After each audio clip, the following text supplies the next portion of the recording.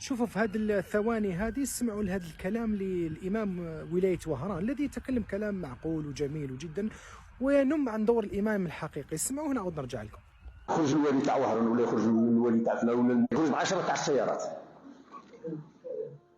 دي فيكلي خارجين. شكون انت باش تخرج ب10 السيارات؟ منتدب والي منتدب ولا رئيس بلديه ولا رئيس دايره ولا والي ولا وزير، شكون انت؟ شكون يخول لك؟ ما تمشيش على كرعيك، ما تمشيش. كانوا ناس نعرفوا ناس ولات كان مين يخرج معاه كاع ليكزيكوتيف، يخرج يجيب لهم طويطه. والله لا نعرفوهم، نعرفوا ولات. احنا في وهران نتكلموا على وهران، كنا عايشين مع ولات كي يخرج كاع ليكزيكوتيف قال دبر راسه الوالي مليح انا مش مليح انا مشي. في هذه الكلمة وفي هذا الوعظ وفي هذه النصيحة الجميلة لإمام في ولاية وهران انتقد فيها يعني بعض التصرفات الغير مسؤولة والتسيب الذي تعيشه الدولة الجزائرية عن طريق الكثير من الشخصيات. احنا كل واحد مسؤول في الجزائر يتربب، يغلق الطرقان، يغلقوا يعطلون مصالح الناس، يستعملون أملاك الدولة ومؤسسات الدولة وأموال الشعب بطريقة عبثية.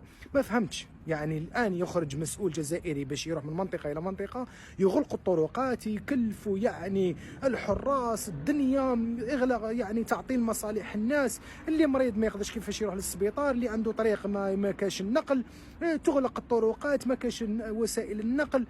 يعني وكأنه احنا رانا الآن في عبارة عن حرب. يعني غزة من شمال غزة رايح لخان يونس وخلاص.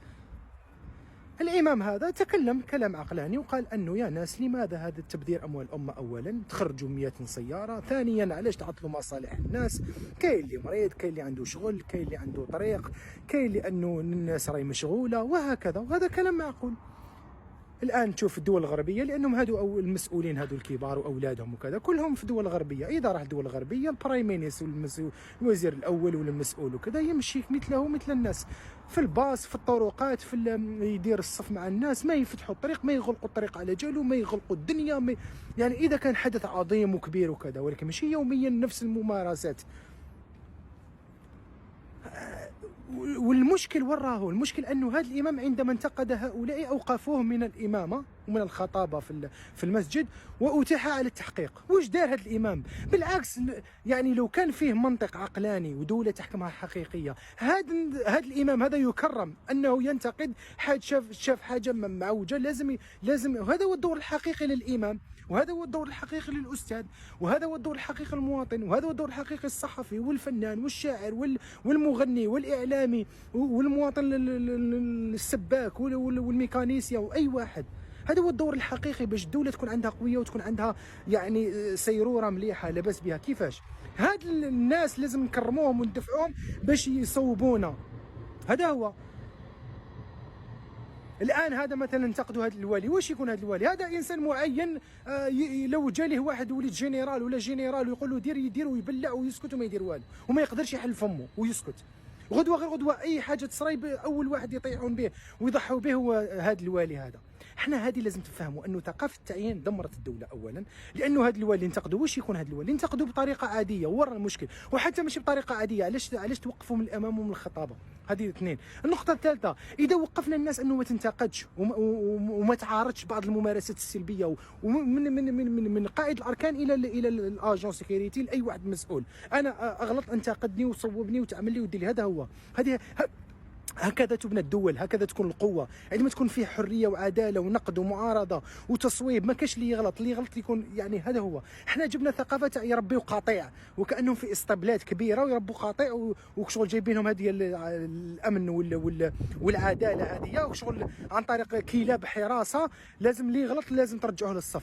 هذوما الناس انتم ما راكمش تربوا في دوله وفي مجتمع، انتم الان راكم تساهمون في بناء زريبه وقطيع. غدوه لا قدر الله اي حاجه تبرى، ربيتوا المجتمع على ثقافه انه الانسيابيه، على ثقافه الخضوع، على الانصياع، على ثقافه انه ما كاش مواجهه، ما كاش رفض للممارسات الاستبداديه للظلم. احنا علاش هذه العشريه وهذه ال20 سنه تاع الفساد وكذا؟ لانه ربيتوا المسؤول والشباب والمجتمع على ثقافه التسيب والفساد. انسان تكلم خلوه ينتقد، علاش ديروا له هكذا؟ يعني دوكا اي واحد مسكين يتكلم بكلام حق يسكت. والان وين راه دور الائمه؟ انا لو كان عندي انا صاحبي هكذا ائمه كلهم يخرجون، قال علاش؟ واش دار هذا صديقنا الامام باش نديروا؟ لازم تكونوش جبناء. ايضا رسالتي الائمه وايضا الناس وصناع المحتوى ورواد المسجد اللي كانوا يروحوا يخرجوا يقول لهم علاش تحبسوه؟ واش دار؟ واش يكون هدايا الوالي؟ هذا فوق النقد. هذا الوالي هدايا. هذا الوالي لو كان غدوه يجيه ابن جنرال ولا مسؤول كبير وكذا يدير حاجه ويسكت. يعني انت وشنو؟ انت ما راك منتخب ولا شيء معين. كيف جيت عندنا نعرفوا ثقافه التعيين والباريناج كيفاش داير في الجزائر. انا نتمنى انه اذا كان في عقلاء في الدوله راكم تدمروا في الجزائر بثقافه الاستبداد وثقافه صناعه القطيع. الدول لا تبنى هكذا، المجتمعات لا تبنى هكذا، العمران الدول باش تطورها وتكملها اذا ما كانش في حريه وما كانش نقد وما كانش معارضه وما كانش عداله ما كانوش تبنيو في دول. راكم تبنيو في دول آيلة للزوال. انتم راكم تدمرونا في دولتنا وتضحيه اجدادنا وابائنا وكل من له يعني من سالت له قطره دم من نحيا اعزاء كرماء. سلام.